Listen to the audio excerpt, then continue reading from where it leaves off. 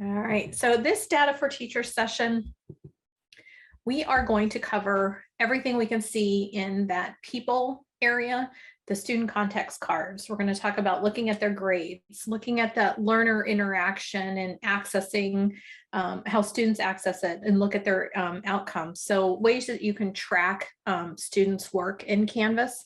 And then we will also talk about the new analytics feature for the course and also specifically for a learner. So there is a place where you can drill down and kind of see what your students are doing overall. And then you can look at an individual student. And then we're going to look at classic and new quizzes. So there are quiz question summaries, quiz question breakdowns. There's an analysis report and an outcomes analysis report. So we're going to show you some of the data that you can get specifically with classic and new quizzes. And then we'll wrap up with just kind of giving you a tour of course statistics and module progression on how you can track and keep better tune of where students are working in the class and not really prevent them from jumping around, but you can kind of lock your content down so they have to go in a very sequential order for that. So that's kind of our agenda.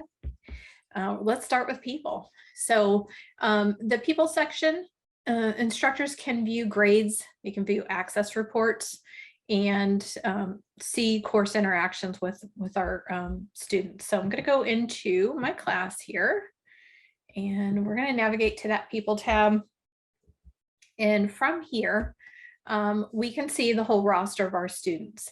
Now, if our class happens to be sectioned out, so if I teach this one government class and I teach it on Monday, Wednesday, and I teach another section of it on Tuesday, Thursday, I can actually merge these classes into one, have everybody work out of one Canvas course. They would be listed in my people tab under their respective sections. So we see we have Bill here is in the Monday, Wednesday class. I've got Connor here in the Tuesday, Thursday class. So I can see exactly what section those students are in. The other thing I can do here, and let me just make that a little bigger, is I can go ahead and click on a student's name and their student context card will pop up over on the right-hand side of my screen. So it gives me a little bit of a preview of the student. I can look at their grades. I can go into new analytics. I can also look at completed items, missing items, and anything that's been turned in late. It will give me the last 9 or 10 graded items. And as I hover over those, it's going to tell me exactly what that assessment was and what their score is. So I get a pretty good snapshot of how the student is doing in the class right now. Now down here at the bottom, I have Canvas will compare a student to other students in the class. So I can see their participation and their page views and get that overall view of that and kind of do a comparison. So if I have a student maybe struggling, I can look at their activity and compare them to the whole class. And it'll probably give me a good indication of why they're struggling. Maybe they're just not in the content enough for me to, or for them to be successful in the course. The other thing I can do here is I can message a student directly from this space. So I can just click on that envelope. It's going to bring up my message system and I can send them a quick message. That will go to their Canvas inbox over here on the left. And they can have that message and we can start that communication process. So that is the student context card. I can also get to that from the grade space, and I'm going to show you that when we get into the grade book in a little bit. The other thing I can do with this is I can click on that ellipses icon and I can get a few more items. Now, your list from this area may look a little bit different. I do have faculty journal turned on and some other things. So you may not have the ability to deactivate students once they start working in there. It really depends on how your Canvas admin has things set up for you. But if I navigate to the user details, which you should have access to, this is going to take me into a new space and I can see everything related to the student. A couple things in particular I find that is helpful for instructors. I can see the date and time that the student was enrolled in the course. This may not seem too significant, but this is helpful, especially for those students that may be enrolled in your class a little bit late So you can see the exact time that they were put into the class. So generally most of my class has a similar time and date stamp when my student information system, pushed enrollments over. But maybe Connor, the student here, he enrolled in the class like 2 days late, and we had some assignments due, the first day of class. So I can come in here and see exactly when their enrollment was pushed over. If I have a student, same kind of thread there. If I have a student at the end of the first week of class says, well, I just got enrolled in your class and that's why I haven't done any work. I can look here and see that they actually were enrolled before the semester started. So that's not going to work, but we can definitely see that if you need access to that. Now over here on the right-hand side, I do have some other options, and we can look at the access report. And I will say, I tell students in Canvas, can see every click they make. Everything is pretty much documented. We can see their last time they were in the course, and we can see every click that they've made and how many times. So if I come back up here to the top, to course modules, this student actually has viewed that page 31 times. The last time they accessed it was in March. So it's just going to give me their last access, view access, but before that, they've actually seen this 31 times. If I scroll down a little bit, there is that research process. For this assignment or this activity, they needed to participate in it, maybe mark it as done or just view the page. And so that has been captured as a 2, and that's the difference between times viewed and times participated. So if it's anything that's a quiz or a discussion or an assignment, there is times participated will show how many times that they've actually submitted that item. Now, they may have submitted this sample assignment on November 30th, and that was due, but they actually saw it 4 times. So they might have seen it prior to that. This is just going to give me the last time that they viewed it, not necessarily the time and date that they submitted that. We can look at the assignments and look at that information a little bit more clear. So if you find that students are saying they're having trouble navigating your course, you can always come into their access report and see how many times. So if this student were maybe a grade dispute with my academic dean, I would say, yeah, August 8th and then November 30th. You really didn't spend a whole lot of time in the class. So we probably need to look at other things so we can see that. I'm going to go back to the user page. I can get to their outcomes report here. And if you were with us at the earlier session, you can get set up your outcomes for your program, and you can track student data. So we can get to those outcomes reports. And it's going to spin up. There we go. And it'll show us their assessments and how many artifacts they have. And then I can show all artifacts. So I can get access to any of the outcomes. It will list all of them that I have associated with my course, and if they have any assessments attached to those. So I'm going to hit that back. We can jump to student grades here, and I can also go to new analytics. And so if I go to student grades, it's going to take me right into that grade book looking at this specific student. So this really gives you, I have a lot of instructors that say, what do students see in their grade book? This is the best snapshot that you'll get of exactly what the students will see. So they can go through, or you can go through and see exactly what they're seeing. On the grade book, they can expand anything that has a rubric, and they can also see any scoring details. And if there's comments, there'll be a little comment bubble next to the assignment, and they can see any comments that were presented to the instructor or from the instructor as well. So that's student grades. Their new analytics will take us into the new analytics, and we're going to look at this a little more in depth. But if you want to just look at one individual student, we can go on their course grade, their online activity. I can see their total page views and participations, and then I can see student to instructor comments and communication. So that would be any kind of communication that I send to them within Canvas, and it will be any communication that's sent through the inbox. All right, let me hit that back button. back to our student context card. I can also see their other enrollments, and I will see if they filled out any of their contact or their bio information that will live here as well. Really, as far as running and managing a Canvas class, I will come into, hit that ellipses, and I will go into those user details probably more and look at that access report. So user details and then access report, it'll give me a pretty good rundown of where the student is and how they are interacting in that particular course.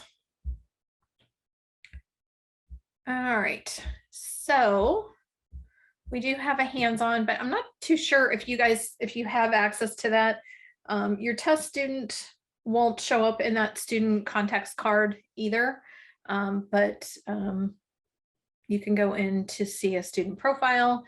You can actually go in and see your own profile. You're in there. Let me get back into my class.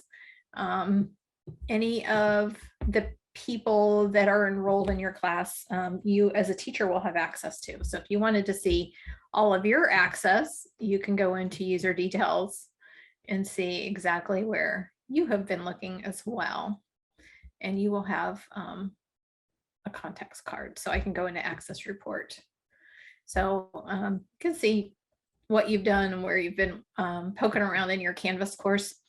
If you have a teaching assistant, maybe you have another colleague that's in the class with you as well, you'll be able to see all that information also. A teacher context card doesn't pull up anything necessarily. I have access to the Canvas account, so it'll bring me to another space, but this will just take me to my access report because teachers don't have that context card on what that looks like. So again, if you have anybody enrolled in your class in a specialty role, that context card will only be available for students. All right, so I think I'm going to skip this, and if everybody's okay with that, or if somebody can let me know in that chat if you guys have, don't think you guys have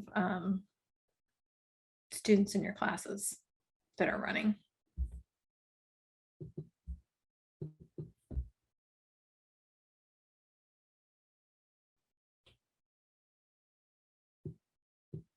All right, and we're going to move on.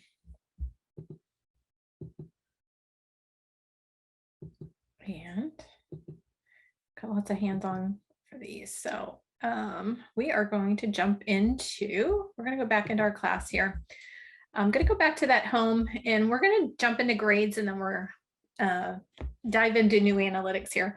So before we get to new analytics, I want to show you grades and what some of the things we can do for looking at student data in our grades.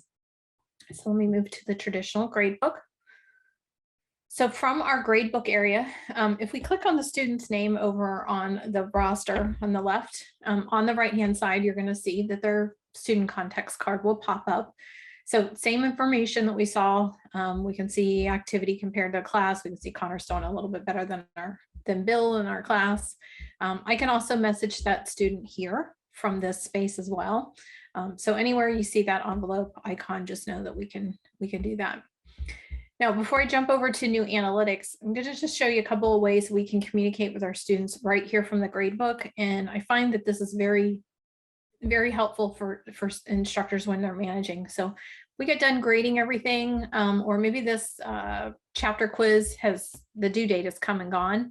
I can go ahead and message students who haven't submitted this just to give them a reminder that they need to get this done. So another way I can look at student data is look at an individual assignment. I'm gonna hover over that. There is a little ellipses icon, there's 3 little dots, and I can message students who, and it's going to give me ones that haven't submitted, or maybe ones that haven't been graded, scored more than, and then I can identify a score. So anybody that scored more than, I don't even remember how many points this was worth, 10 points. And I can put in that number, and then I can scored less than. So I can choose how I want my students, or if I want to score more, score less. This is helpful if I want to target those students that did very well on an assessment, and I could send them some quick individualized feedback. This will send the message to our students individually, so it's not a group message, nobody else knows. That subject is pre-populated, but I can go ahead and change that and then leave a message. And of course, I'm going to want to address why I'm sending this message called great job. I can see all the recipients. And so let me say, haven't submitted. Let's do that one. So if I do the ones that haven't submitted, it'll just tell me no submission. And maybe I've already talked to a couple people here in the class. I'm going to go ahead and just X them out. And so it's going to only send to Bill, Connor, and Reed. And I can say, you need to submit this by midnight tonight. I can leave them a message. And in true Canvas form, we can add an attachment, or I can turn on my webcam or just do an audio message. So I could give them a video message. This one is great for students that do really well. Maybe you have a research project, you have some big assessment for your program and you want to give them some video feedback. Again, this is just for whoever's getting this message. So you want to make it very generic. At the actual assignment, you can give them feedback, individual feedback there. So when I hit OK, I'm going to hit send. It's going to automatically send that message to all of my students that I had designated.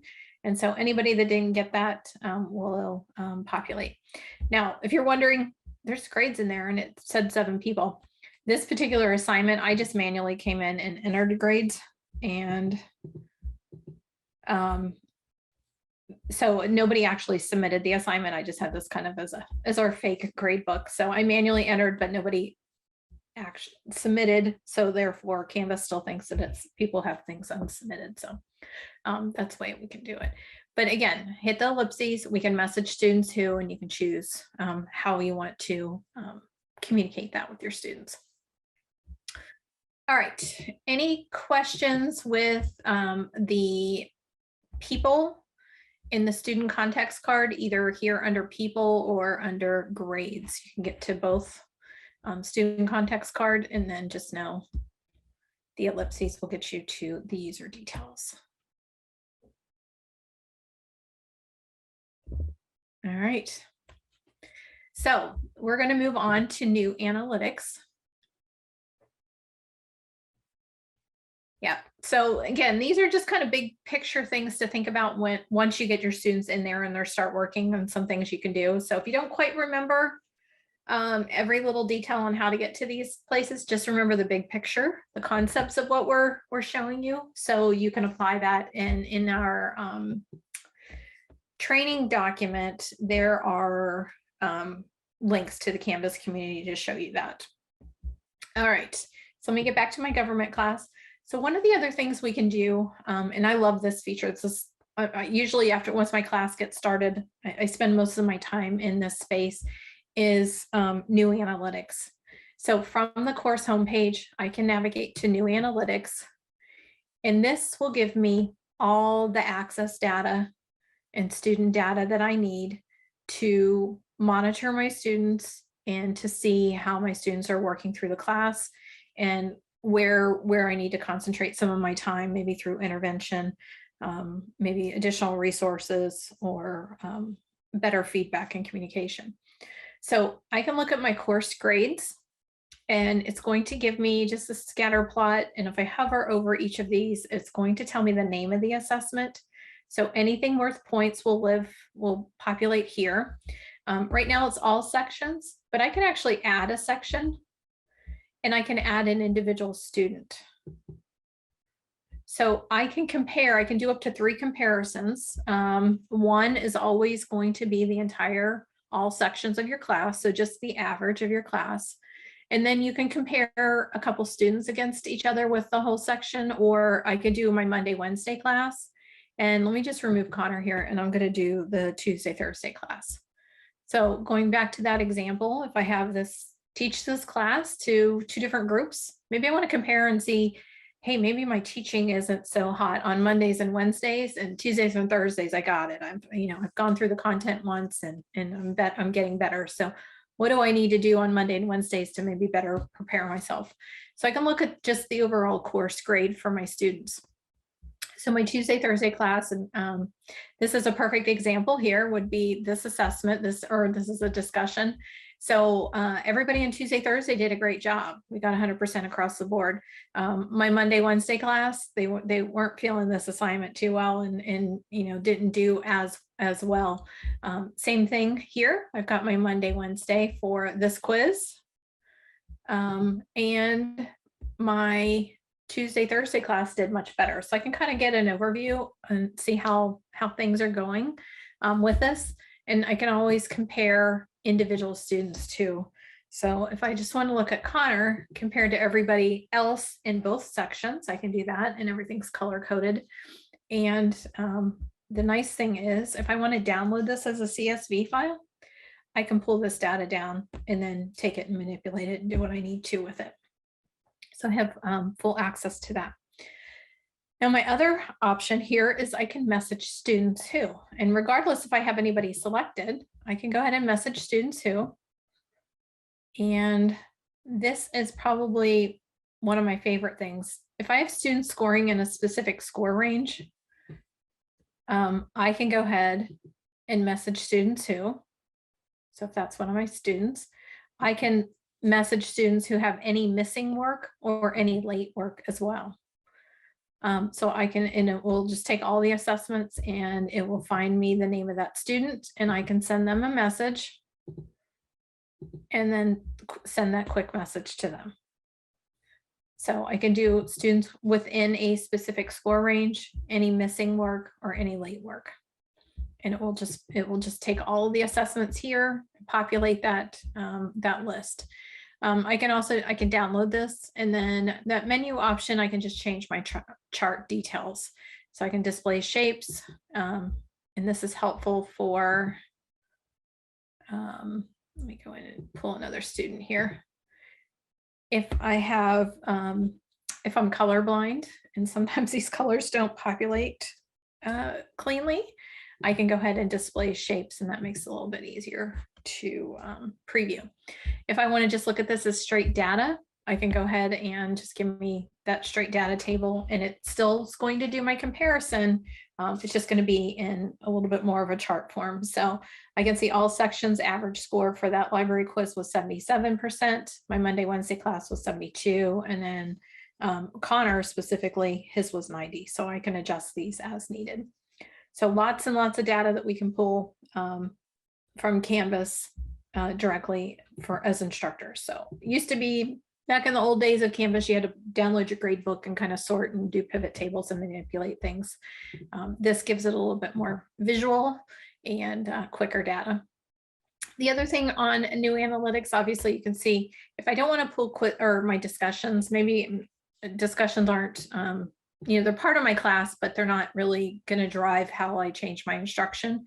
I can go ahead and just eliminate that one from the mix altogether.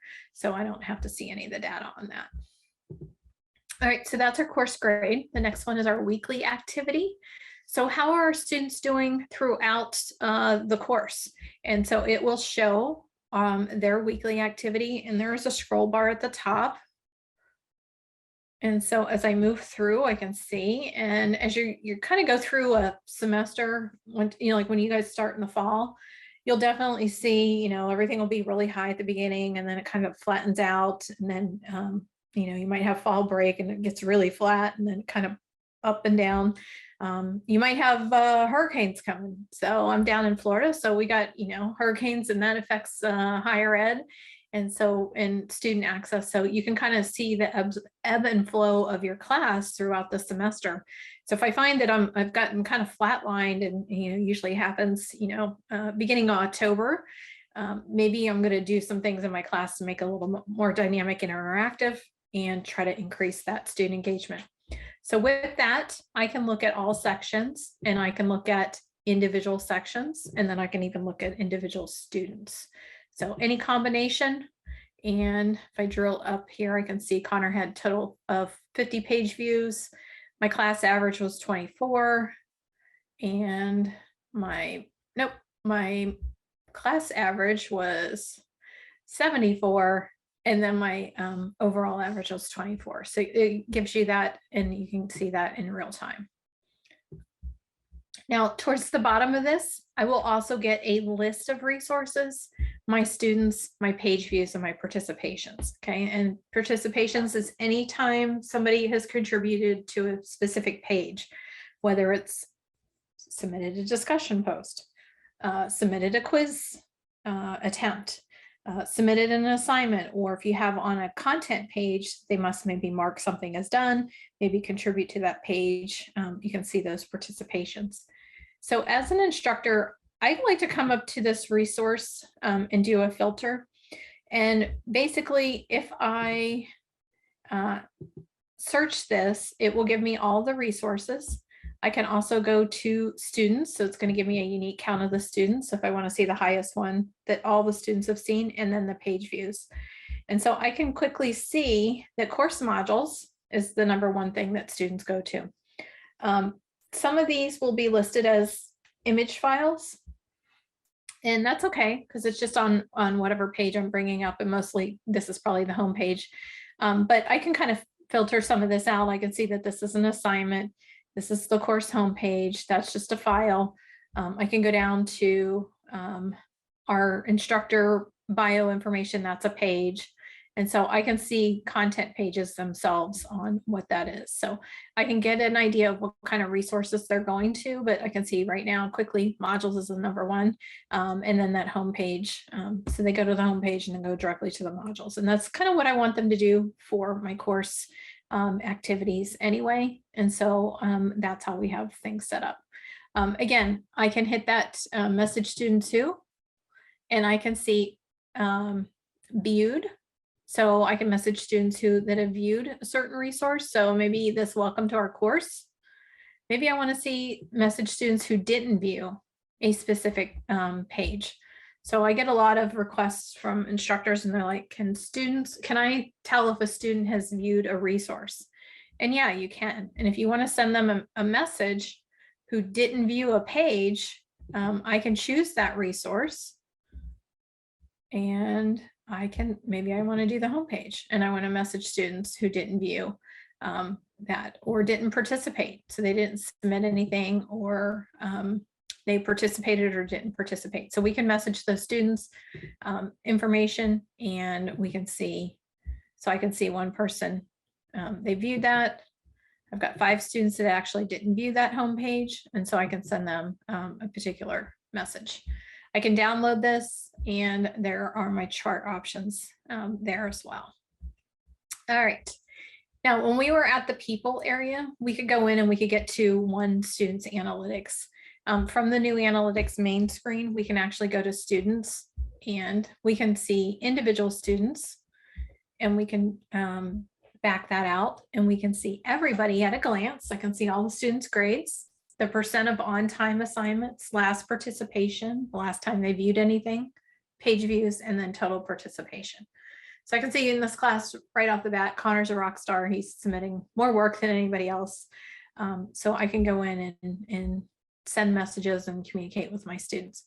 There's that send message students who, and I can send missing or a late range, and it's going to pull the data from this on time. So if I have anybody that's got anything missing, it's going to go into the grade book and pull that data, and I can send students those messages. I can also download this as a CSV, and then I can upload that and use this data as needed for my class. So kind of see a trend. We can see a lot of information. We can get a lot of good data that we can use to check student progress, to monitor how they're doing, and look at individual students. So if I want to look at Bill's, drill down into Bill's account, I can click on his name, and it's going to give me his course grade, his weekly activity, and any communications. So let me get back into Connor here. So that communications, I can see between the student and instructor, I can see the teacher sent messages.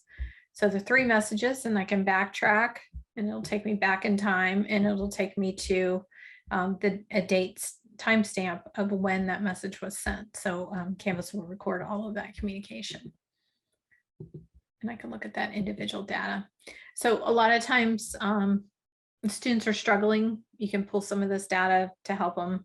Maybe if you have some academic interventions in place, you can pull some of this and then create those reports as needed. All right, so that's students. If I want to just look at one particular class, I can go in and look at just my Monday, Wednesday class, and it'll just give me those that particular group of students. And so if I have these into different sections, I can go in and look at those classes as needed. Now, Canvas does have some reports for faculty. And so that reporting area will allow us to run these reports. It's near real-time data. So if you've got some, heavy due dates of maybe midterm or no work, needs withdrawn kind of scenarios, you can come in here and run some reports for missing assignments, late assignments, anything excused. So you can always go into the grade book, but then you kind of have to know when your due dates are for everything. So if we want to run a report for missing assignments, here's an example, and Canvas will give you an example of what the report will look like. And it's going to list the name of the student, the course, and the assignment name and when the due date was. So it'll give you that data. Over on the right-hand side, we can run those reports. And we'll just need to put some filters in here.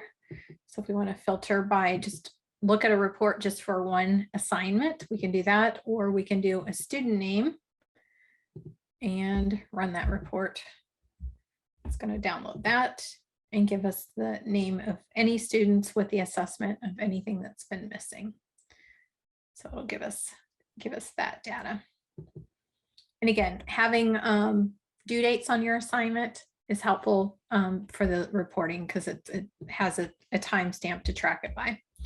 Late assignments, the same thing. Anything, maybe you have excused assignments. Sometimes it's helpful to run that report. Especially if you are an instructor that likes to or has their grade book set up as total points.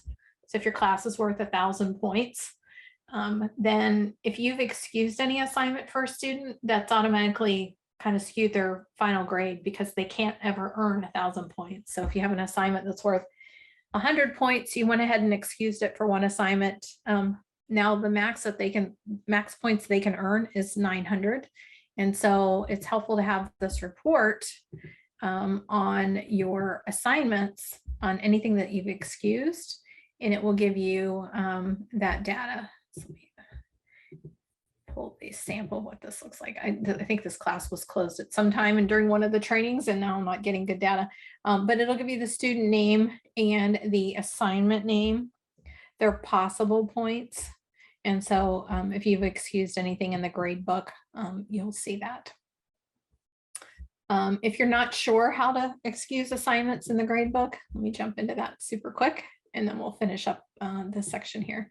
So if I have this, this assignment here, and I need to excuse it for Bill, the top of our list, I'm going to go ahead and just click on the grade book with my cursor and just type in EX, and then I'm just going to click out of there, and it's going to mark that as excused. So if I had total points for my class back to that 1,000 example, students got between 950 and 1,000 points they earned a day. The most points Bill will ever be able to earn in my class now is 900.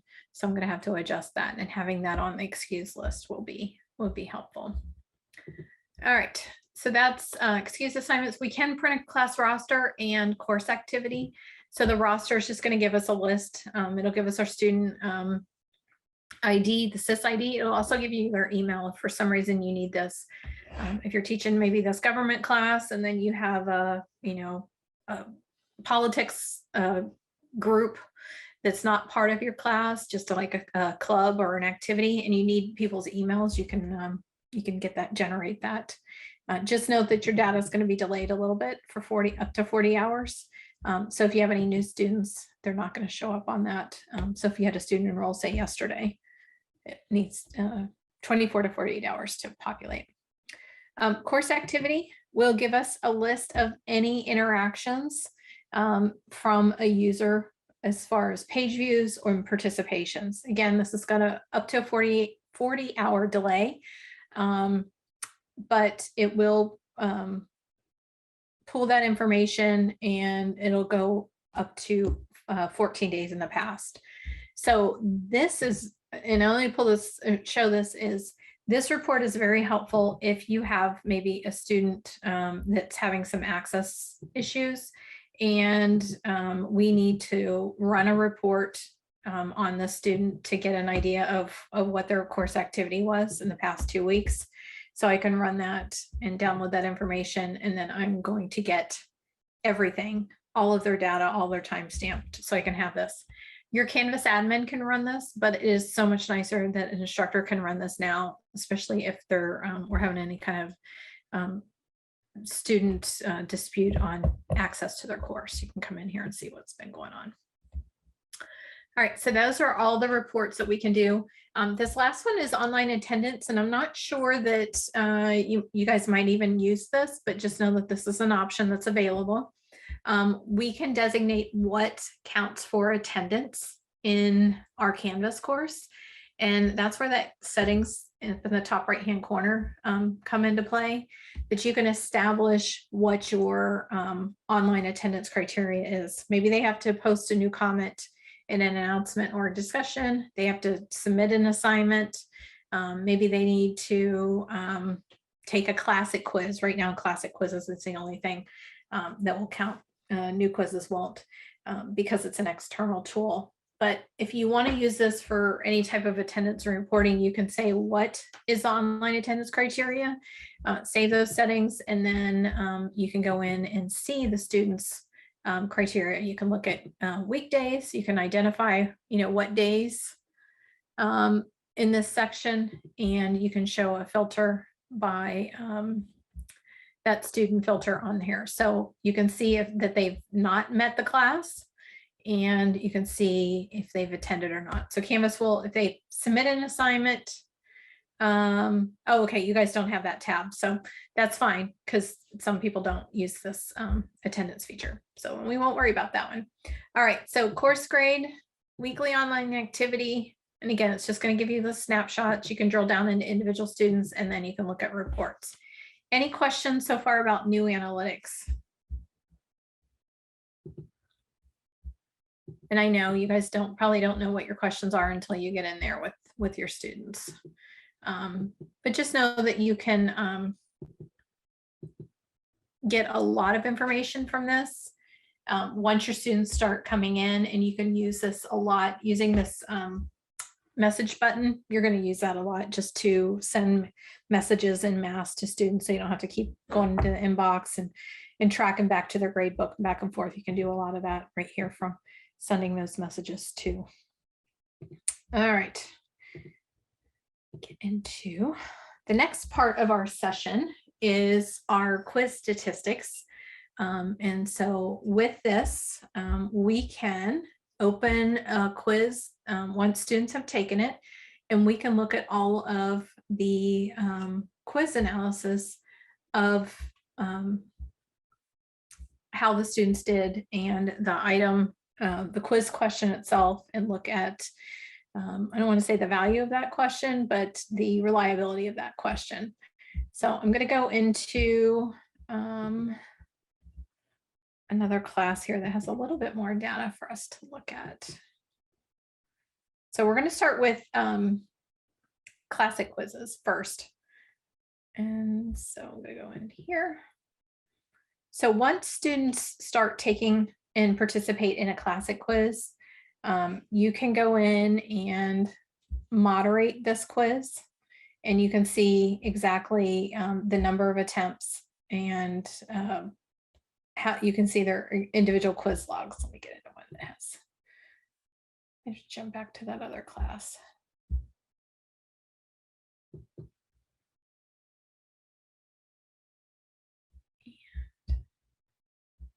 Yeah, let me get back into here because I think I had one in here. I was trying to find something that had a little bit more data in it, and I think a lot of that has closed out.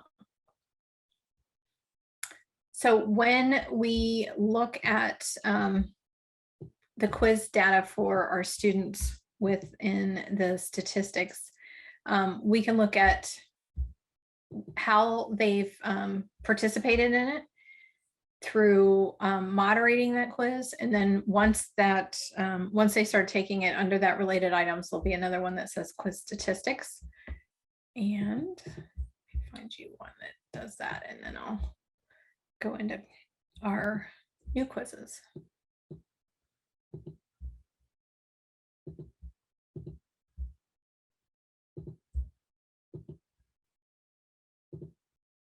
All right.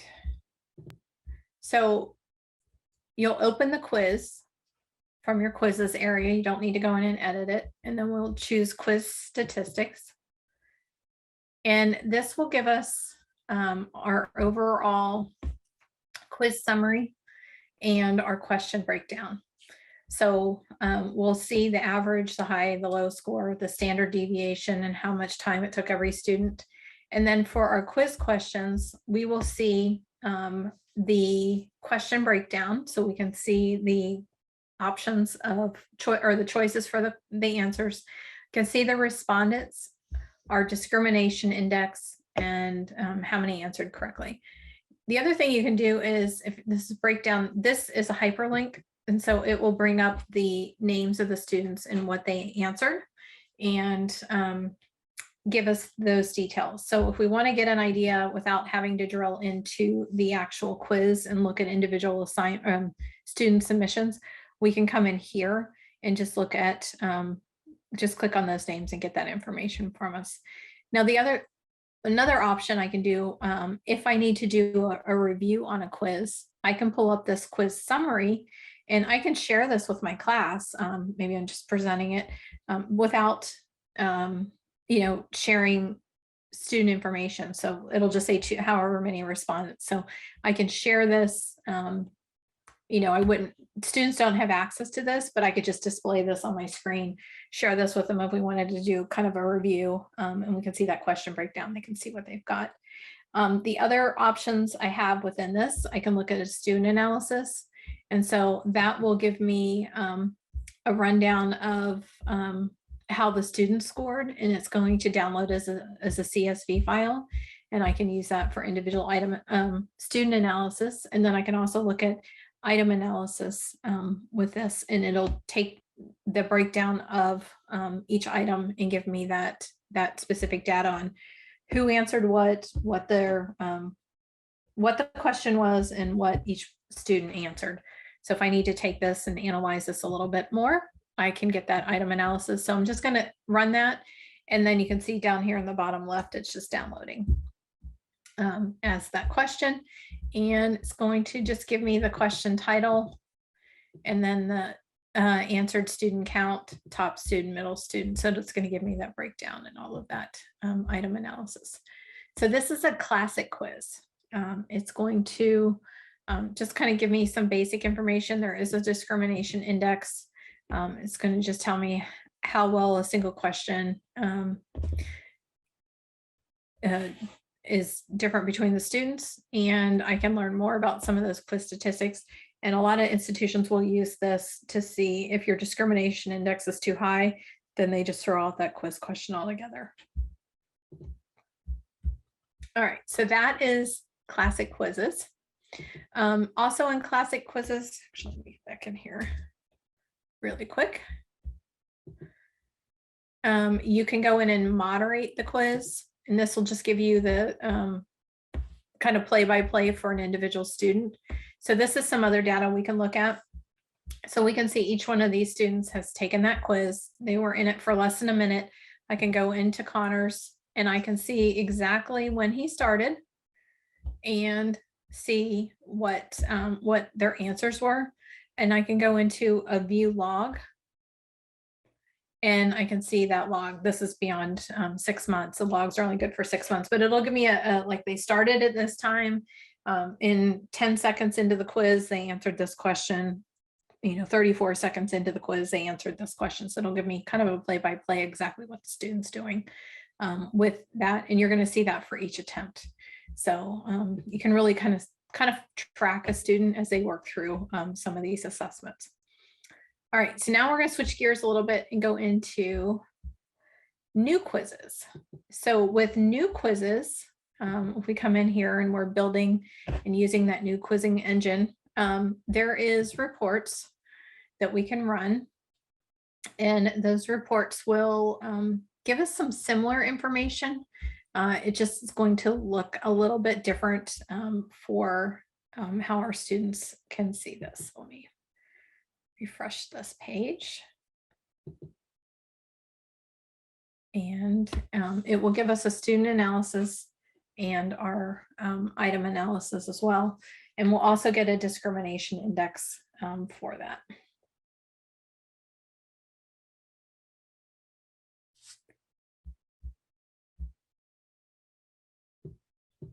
All right, let me let that populate. And go into another one.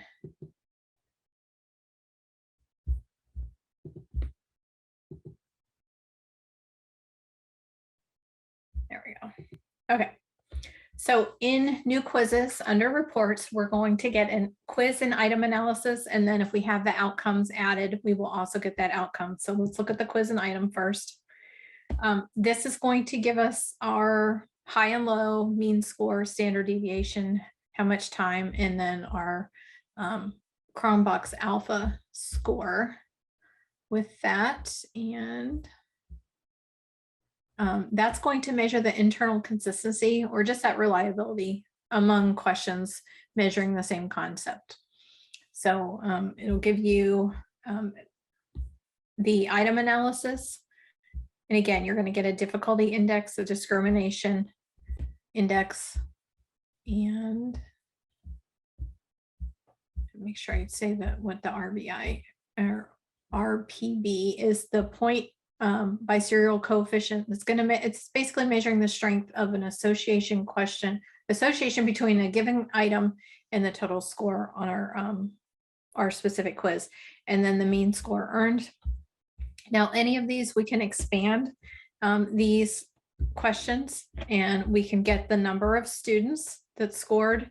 And the big difference between classic quiz and new quiz, I can't click on this to see who scored or who answered what questions. I'd have to go into individual student. So it's going to tell me the type of question, how many points. It's going to give me a sample of just the stimulus of that question. And then I'm going to get all of these scores as we go through. Now, if you have on some of this data, if you have quiz questions that are from a question bank, some of this data is not, students might not all get the same question. So you're not going to get exact data for each individual question, because if you have 50 questions in an item bank and you have 20 questions in your quiz, students are going to get a randomized selection of questions. So you might have 5 students that get this hotspot question, and not every student's going to get that one. So your information, your data you're collecting is not going to be consistent from question to question. Again, that's just if you're using question banks. So I can take this, pull this information, just kind of go through these one at a time and look at that data. I'm going to come back to reports. And so that's our quiz and item analysis. Right now, you can't download that. I know that with new quizzes, they're working on looking at that, but we do have an outcomes analysis. So if you have your quiz questions added to your or associated with your outcomes, we can look at these outcomes, and it's going to look similar to our Learning Mastery Gradebook. So we can see our students' names, we can see the name of the outcome. If they didn't meet, or if they've met mastery on that, it'll give us an idea of where they're at. And so if we go into one of our outcomes, I can actually click on this, and it will give me more information on the screen, what the mastery is. It will give me more details on that specific outcome. So if I'm questioning what these numbers mean, I can go ahead and click on that, and it will give me that information. So I can go through and see if my students have mastered or if they didn't meet for a specific outcome. And then I can also export this as needed. This will export as a CSV file. All right, so classic quizzes will take you into our quiz statistics after they've taken it. And then new quizzes will be in the reports tab, and you can get your quiz and item analysis and your outcomes analysis with that. All right, any questions on how to find the quiz questions or the quiz and item analysis?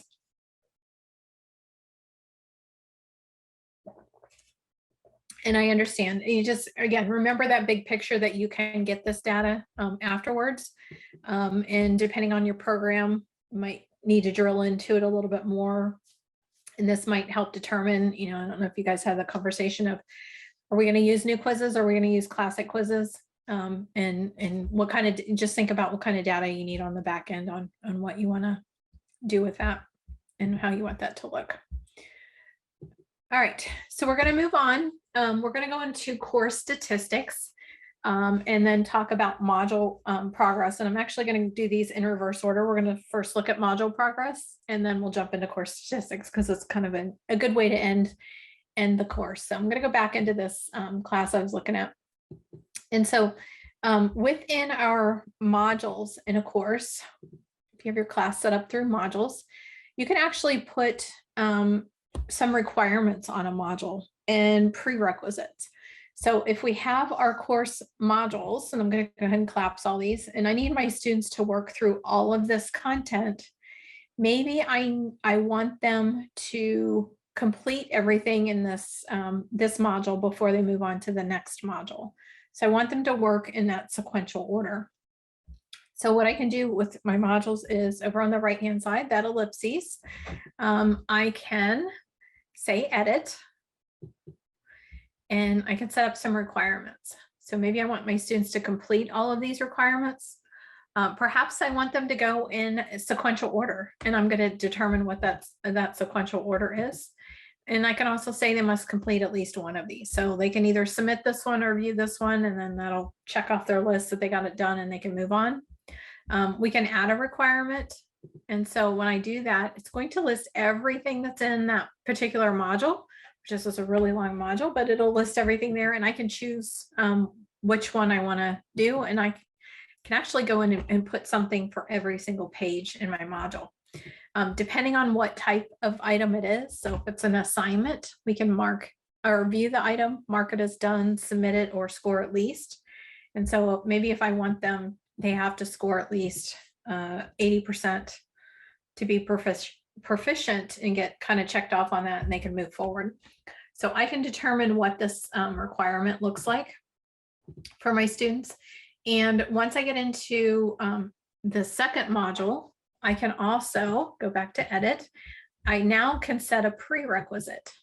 So if I need them to complete everything in the previous module before it unlocks the second module, I can set that up that way as well. And that will keep students from bouncing around in my class and just moving, randomly from one unit to another without having that scaffolding learning experience. So what we're going to do is, one thing we can do is once we have all that set up, we can go in and view progress of our students. So when we click on that, it's going to take us to this screen, and over on the right hand side is our roster of our students.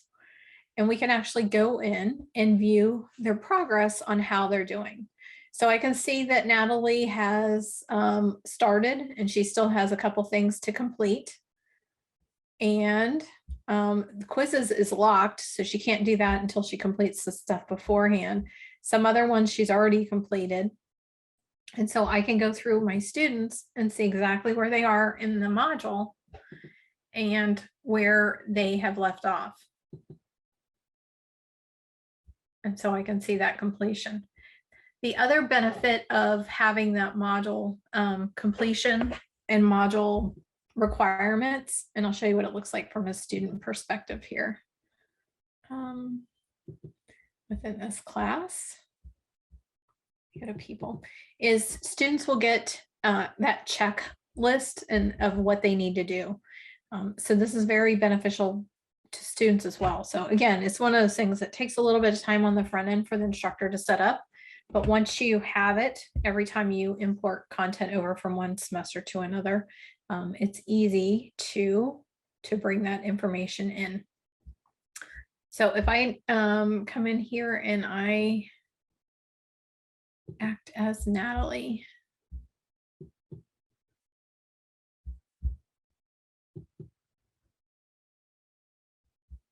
When I go to modules, this is what the students will see on their side, is they've got this complete all items, and we can see Natalie completed this activity, but still needs to complete this one. So I'm going to go ahead, and this just tells me I need to view or I need to submit. And so I just need to view this one. So I'm going to go ahead and just look at that page. Don't necessarily have to participate in it. When I come back to my modules list, I should have a green check. Oh, maybe it didn't work.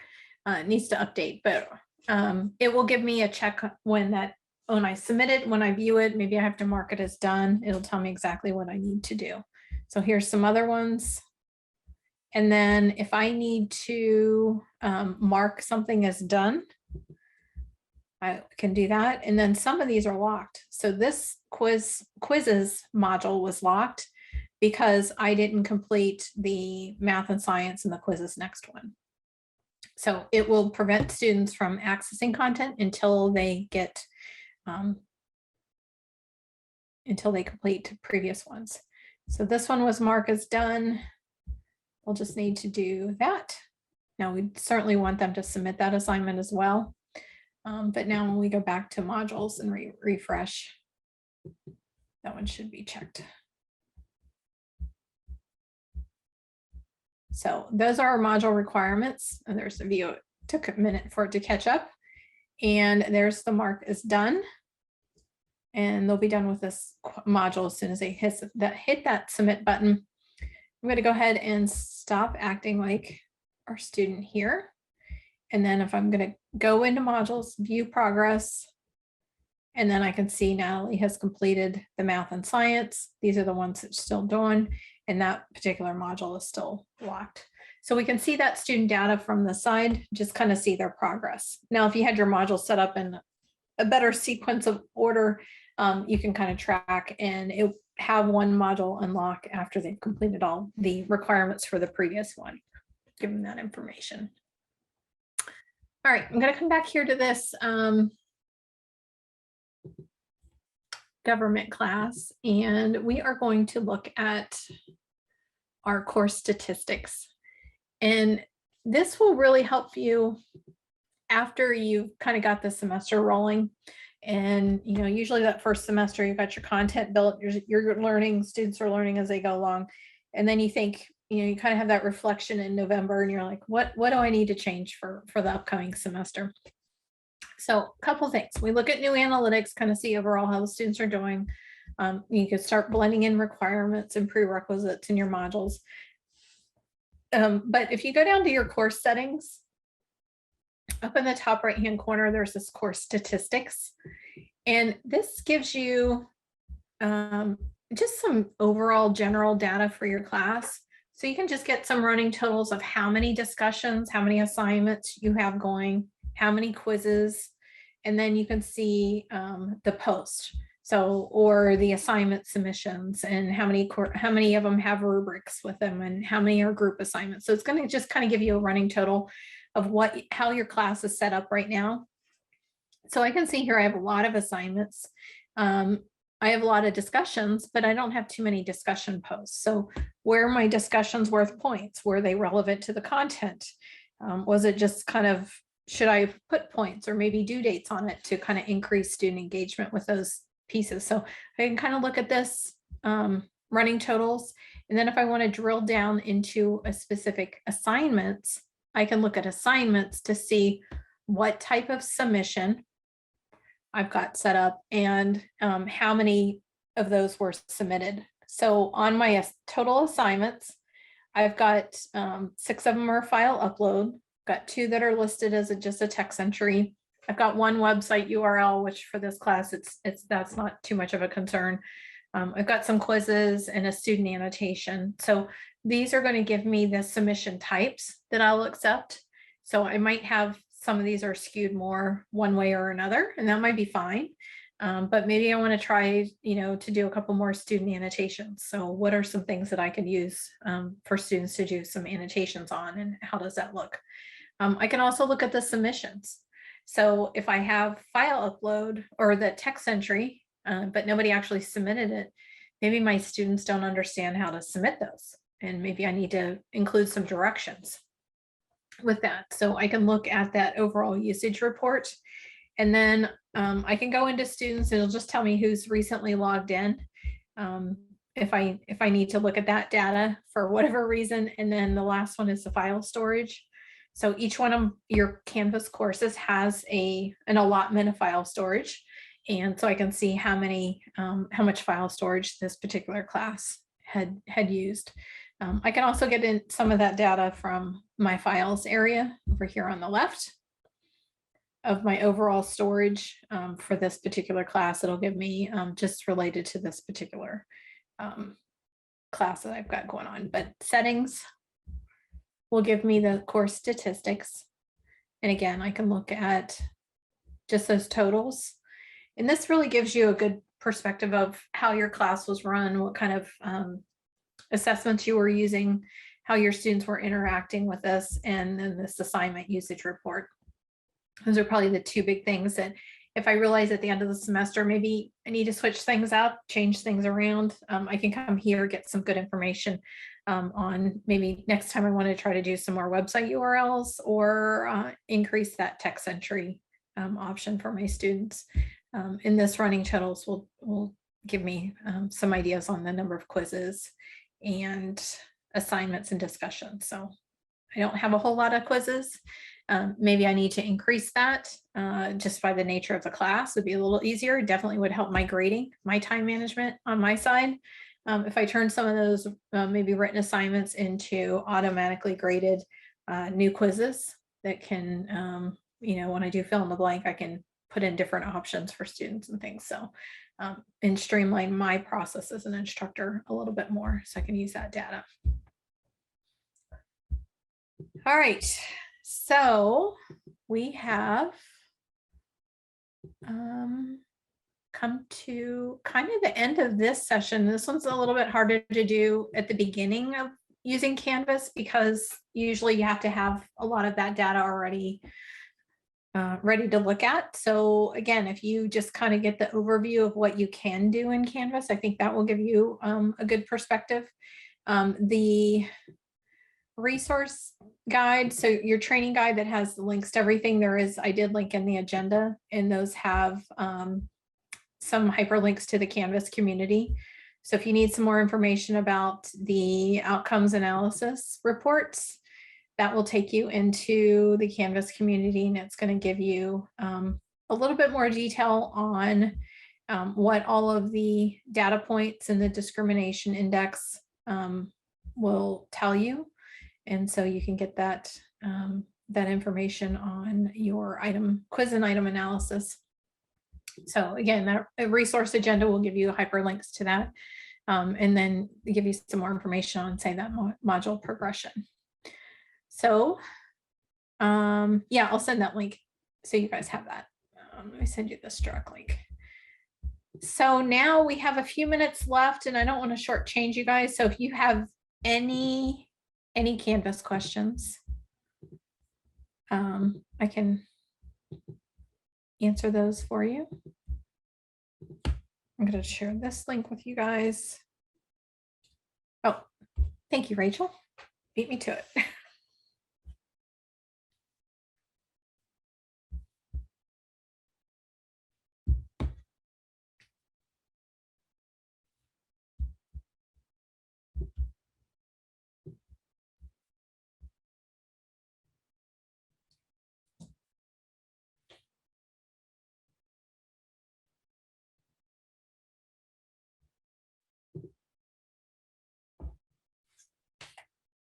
So any overall questions about this session?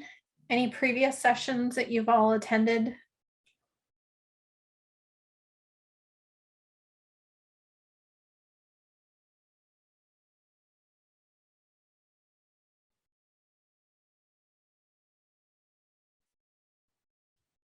Everybody's like, it's the end of the training.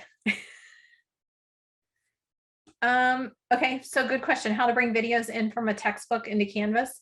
So if your textbook has a digital resource, maybe they have a hyperlink, or is it on YouTube or a video sharing platform? I guess I need a little bit more information. I would embed it into a content page. So if we just did chapter 2 or chapter 3 lecture.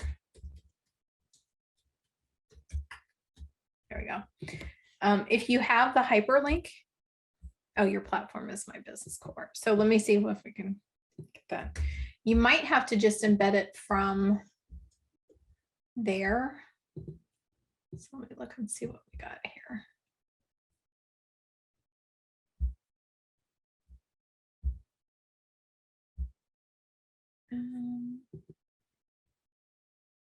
I have to register. So if you have the hyperlink for that, you can just put a direct link to that video. Now, and I don't have access to that, but if you can find an embed code for that, I'll show you what that looks like.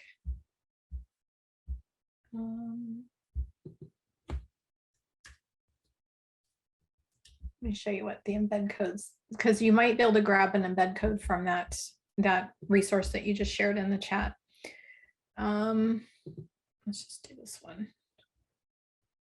So if I want this resource, and maybe it's a video at that area, I'm looking for this little icon here that's an embed code. If you can get anything with an iframe, and you can possibly, Henry, you can possibly take the URL to the video, make an iframe code with it like this, and you would just change out the URL. And then, so I've got that copied, and I'm going to go back into my Canvas class to my page, and using my rich content editor here, I'm going to grab that little embed icon, and I'm going to paste that in here. And then I'm just going to hit submit. And then what that will look like is it will build that into your Canvas course. So students still have all the navigation, they stay embedded in your course, and they can watch that video right there. So if your platform has an embed code generator, that iframe, or you can just go to just Google iframe generator, and it will, you just put in the URL, and you can try it in Student View. So what that'll essentially do is it'll get back to my page I was on. It's going to kind of just dynamically embed that external resource into here. So it may work, it may not. You may want to reach out to them directly to see if they have any kind of Canvas integration. Okay, so storage limit. Let's talk about class storage files. So in Canvas, every course has an allotment of storage per course. And you can find out what your current size is if you go to files, and it will have a list. Usually it's about 500 megabytes, I think is kind of the normal one.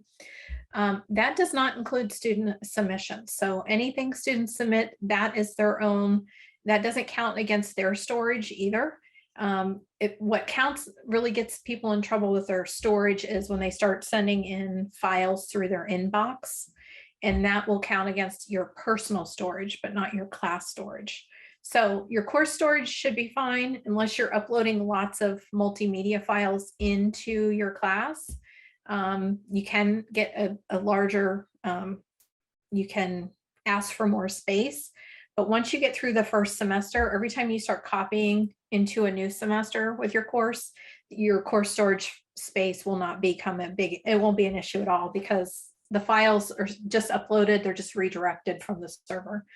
There's a lot of back end linking that nobody ever sees on the front side. Student submissions do not count against any storage, whether it's personal storage or class storage. So you're good with that. And again, the one thing to remember is don't start sending like study guides to your students here in the inbox area, because every time I come to the inbox and I attach a file here, that's going to count against my course storage.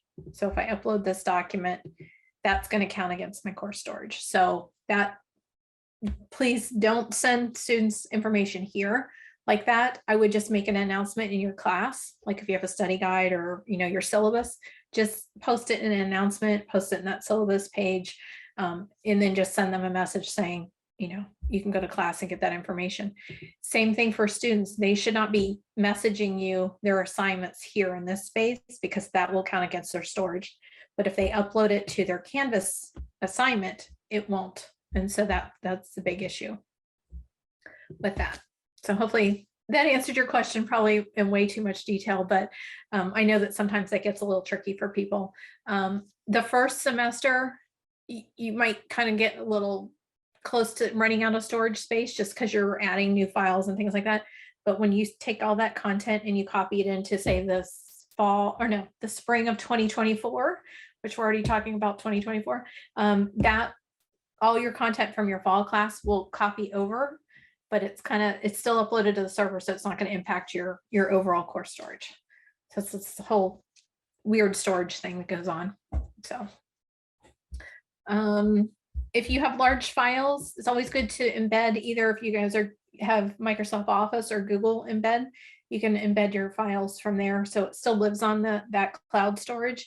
It's just pulled into your Canvas, so that definitely helps as well.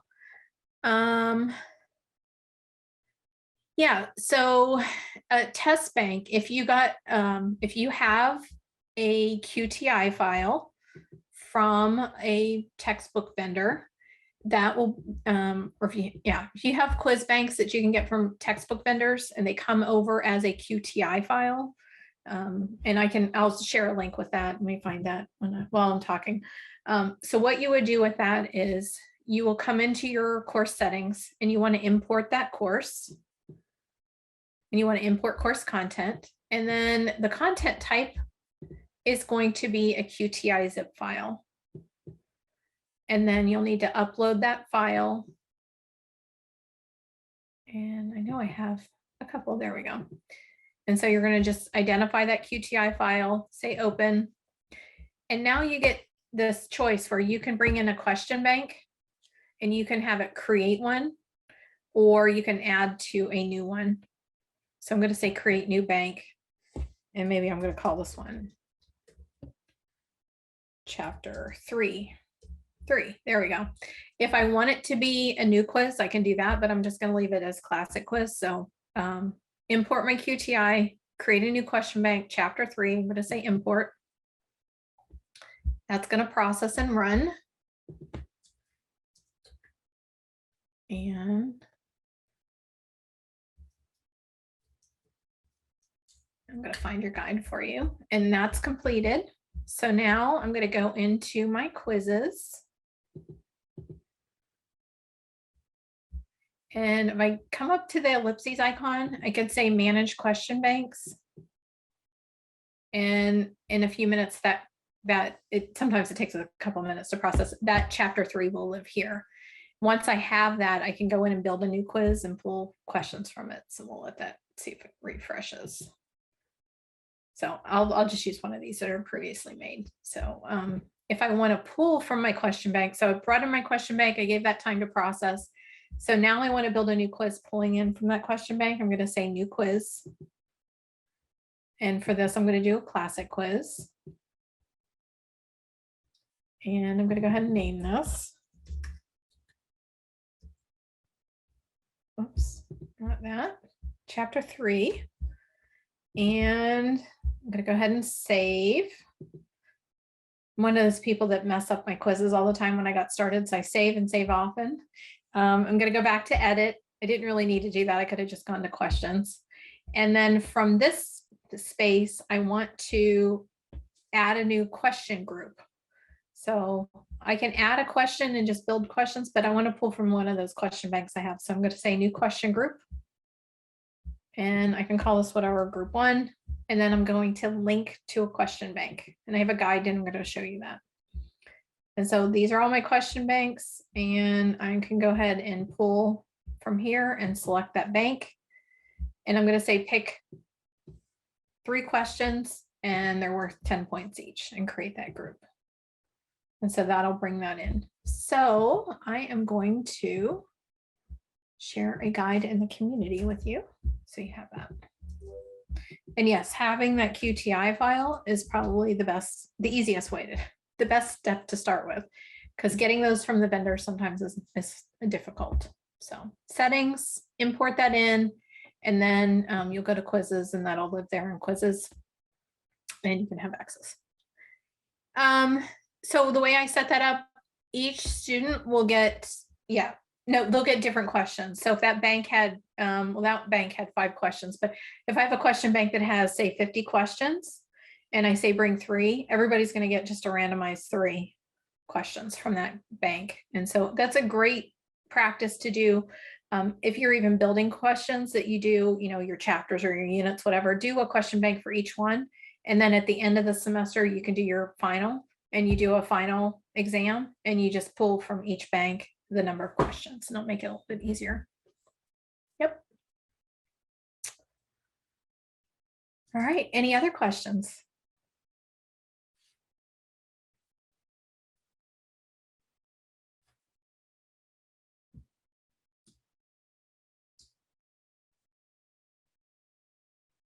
You guys are all like, it's the end of the month. This is the last training. You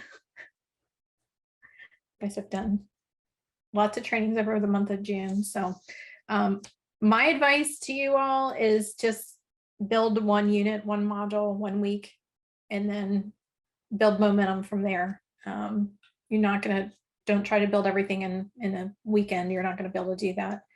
But, just start small, and then you always stay a week or 2 ahead of your students, and you should be good to go.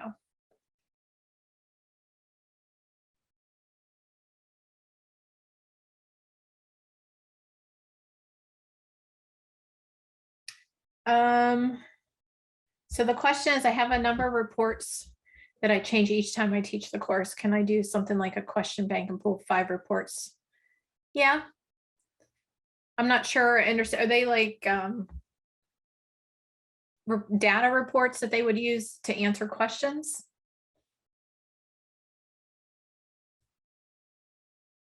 And Virginia, you can unmute yourself. So if you want to explain that, I'll try to help you with it. So they're multi-page scenario reports, and they're tied to a project that they do. And so I have like 25, and each time I teach the course, I make 5 available, but each time I teach it, it's a different 5. So is there any kind of quick way to do that? When I saw that, I thought, oh, that would be easier for me than to have to remember what I did the last 2 times.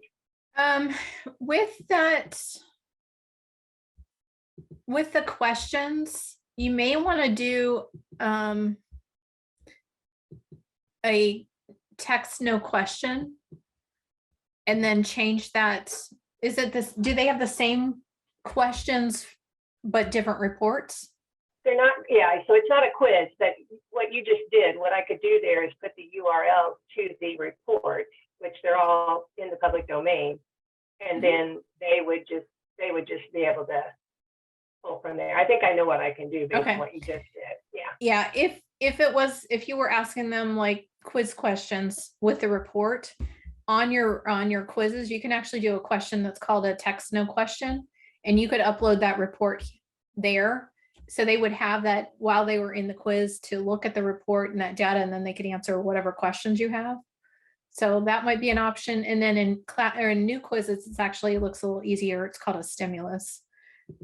So if I go into a new quiz, and then you could just make different and put those in item banks, and then it could randomize those for you if that's kind of what you're looking for. Maybe I'm not understanding the project itself, but Yeah, the project isn't a quiz. So what the project bank, I think, is what you're talking about. That's what I Yeah. was wondering. I just didn't know what to call it. Yeah, so you can do a text no question, and you can just upload, you know, a PDF file, upload whatever the report is.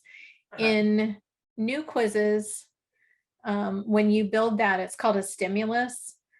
Instead of a text no question, it's just called a stimulus question. So you would still get that option to upload that document, and then you could say what questions are aligned to that.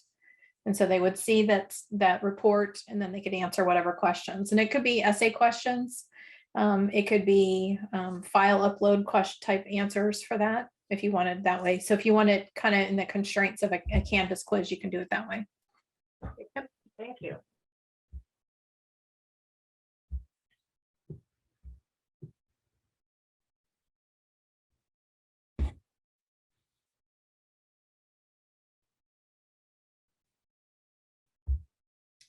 All right. If there's no more questions, you all have a wonderful rest of your summer. And good luck with your Canvas rollouts. And I will get these recordings, and then you guys have the links to the agendas. And